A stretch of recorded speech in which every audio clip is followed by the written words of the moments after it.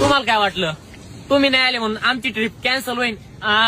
होत नसती. 2 मिनिटं थांबा फक्त 2 मिनिटं. हे बघा तुरु तुरु चालू नको जाऊ नको लांब गुलू गुलू काला मंदी बोलू जरा थांब मग मग